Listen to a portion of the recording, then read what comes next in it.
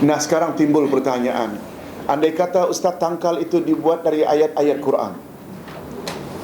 Ibu-ibu, Ustaz pernah ditanya, Ustaz jawab, terdapat segelintir ulama mengatakan tangkal dibuat dari ayat Quran hukumnya boleh. Tapi pendapat segelintir ulama akidah ini telah dibantah oleh ulama jumhur. Jumhur majoriti ulama akidah mengatakan tetap syirik. Sebab Nabi bersabda, tolong ikut, inna tamaima syirkun. Sesungguhnya tamaim atau tangkal azimat adalah syirik. Nabi sebut secara am. Memang betul Nabi pernah gunakan ayat-ayat Quran untuk tujuan perlindungan. Wa ja'alna min baini aydihim sadda wa min khalfihim sadda fa aghshaynahum fahum la yubsirun. Nabi juga baca 3 qul pagi, 3 qul petang. Nabi juga baca bismillahilladzi la yadurru ma'asmi syai'un fil ardi wala fis sama. Tapi itu semua adalah dalam bentuk bacaan. Bukan ditulis, bukan digulung, bukan diikat. Sebab Nabi pernah melihat, Nabi pernah membaiat 10 orang sahabat. Apa makna baiat? Janji setia kepada Rasul. Janji setia kepada Rasul lalu dibaiat. Satu demi satu Nabi baiat. Setelah 9, satu lagi Nabi lihat di lengannya ada tangkal atau di lehernya ada mengalungkan sesuatu. Nabi enggan. Ketika sahabat tanya, ya Rasulullah, mengapa yang satu itu Tuhan tidak baiat? Sebab aku lihat pada lengannya ada tangkal. Dialog Nabi dengan sahabat ni didengar oleh yang berkenaan. Lalu dia pun buka dan buang. Baru Nabi bersedia membaiatkannya. Nampak tak bahawa segala bentuk yang ikat-ikat ini ni untuk tujuan agar jangan diganggu oleh makhluk halus, itu semuanya dihukumkan sebagai syirik atau tangkal. Atau dengan panduan lain, tolong ikuti hadis Nabi, da' ma yari buka ila ma la yaribu. Tinggalkan apa yang meragukanmu dan ambil apa yang sudah tidak ragu lagi. Ibu-ibu, walaupun ada yang berpendapat tangkal yang dibuat dari ayat-ayat Quran boleh tak kalau Ustaz katakan paling kurang meragukan mengamalkannya?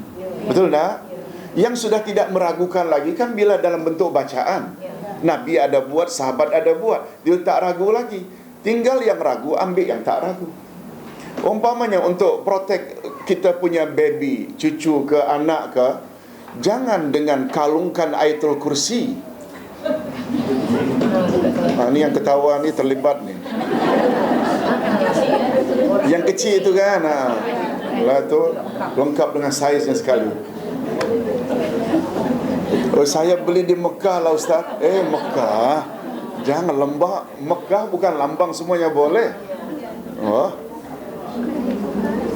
ibu-ibu, protect baby kita dengan ayatul kursi dalam bentuk bacaan 3 qul ayatul kursi. Bukan dengan kita kalungkan dia ayatul kursi dari emas pula itu. Ibu-ibu, itu satu. Ada kemungkinan tak ini ayatul kursi ini bergelombang dengan najis? Budak kecil. Jangan. Ibu-ibu yang sudah tak ada masalah. Untuk future, maklum nanti dapat anak baru ke, cucu baru ke, anak ke, cucu ke, biarlah, jangan. Orang-orang kita masih lagi banyak Ustaz tengok ikat benang kuning lah, hitam lah. Ini semua dari Hindu. Betul tak? Ini amalan Hindu, bukan amalan kita. Ustaz, kalau baby tu kadang baru lahir dia letak surah Yasin kat kepala tu tak ada kan? Baby baru lahir letak surat Yasin di kepala. Untuk apa? Jadikan bantal kan? Oh ya. Nah. Tak boleh ya? Jangan. Ya. Ibu-ibu, bila kita bercakap lebih jauh menggantung ayatul kursi 3 kol, ayat 1000 dinar di dinding-dinding, boleh hukumnya dengan syarat jangan berkeyakinan itu semua kita gantung untuk protek rumah. Dalam hadis tadi Nabi sebut, jangan jadikan rumahmu bagaikan kuburan. Rumah yang dibaca di dalamnya Al-Baqarah, syaitan tak boleh masuk. Ada kata dibaca, Nabi tak sebut gantung. Apalagi Nabi sebut dalam hadis lain, tolong ikut, zainu buyutakum bitilawatil Quran. Hiaslah rumahmu dengan tilawah Al-Quran. Bukan hiaslah rumahmu dengan menggantung ayat Quran. Di sini perlunya kita belajar, ya betul tak? Dari sumber asal. Baca tilawah. Malah ibu-ibu, bila kita faham makna tilawah, baca pun tak cukup. Sebab hadis tidak berbunyi zainu buyutakum bi qiraatil Quran. Bukan qiraah, tapi tilawatil Quran. Apa makna tilawah? Baca, faham dan ikut. Itu sebabnya dalam ilmu tafsir, tilawah dengan makna ittiba'. Ibu-ibu, sebagai tambahan, qiraah dengan tilawah ada beza. Bila kita baca sesuatu di mana kita yang membaca ada choice, mau percaya ke tak mau percaya, mau ikut ke tak mau ikut, apa yang kita baca, kita ada pilihan. Membaca surat khabar ke, paper, membaca buku resipi ke, menurut rasa kita tak cukup, ini hanya sedikit garam, dia ada tambah sikit lagi, kita tak ikut kan. Itu namanya qiraah. Tapi tilawah, iaitu kita baca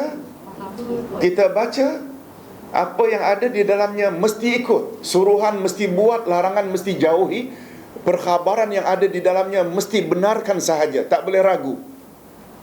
Itu sebabnya tilawah istilah khas untuk Al-Quran. Oleh sebab itu, kita baca tapi kita tak ikut, maka muncullah hadis Nabi, rubba min qari'in wal Quran yal'anu. Berapa banyak orang yang baca Quran, ternyata Quran melaknatnya. Di dalam Al-Quran disuruh tutup aurat, dia sehari-harian keluar rumah tak tutup aurat, tu Quran laknat dia. Dalam Quran berapa banyak arahan agar salat, agar puasa, naik haji bila mampu, keluarkan zakat, dia mampu tak naik haji, Quran melaknat dia. Berapa banyak orang yang baca Quran, Quran melaknatnya. Kerana apa? Dia tak ikut Quran. Itu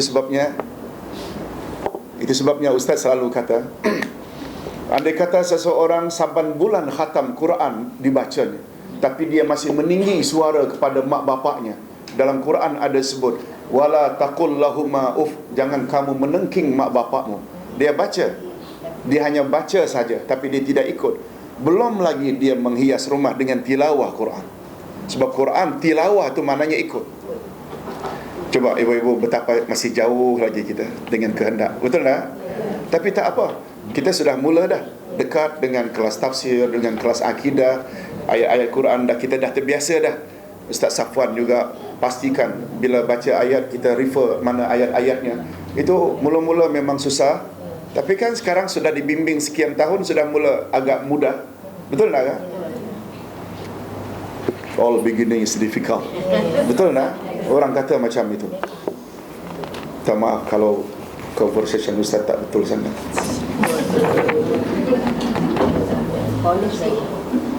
Ibu-ibu, itu masalah tangkal. Kita tadi dah sebut bahawa sebab yang dibolehkan kita ambil dua sahaja, iaitu sebab tabi'i dan sebab syar'i.